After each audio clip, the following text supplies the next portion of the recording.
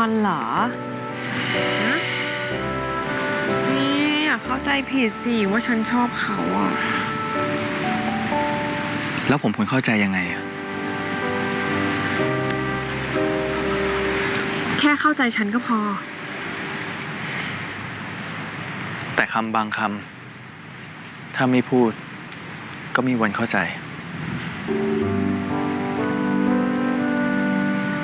ฉันรักคุณค่ะ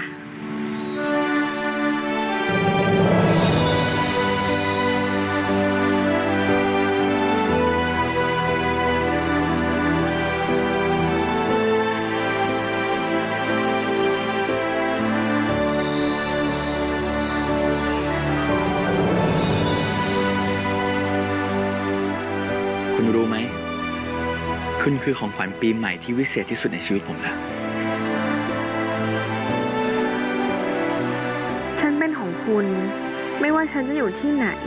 อยู่กับใครฉันก็เป็นของคุณ นี่อย่าหึงฉันกับเขาเลยนะคะแต่มันอดไม่ได้นี่คนมันรักคนมันหวงอ่ะ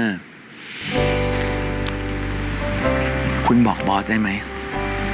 ว่าเรารักกันแต่เขายังไม่หายเจ็บเลยนะคะรอให้เขาหายเจ็บก่อนแล้วกันนะฉันสงสารเขาอะโอเคยังไม่ต้องบอกก็ได้แต่ผมขอมัดจำไว้ก่อนนะนี่ไวเป็นงูฉกเลยนะไม่ต้องนะไม่เอานี่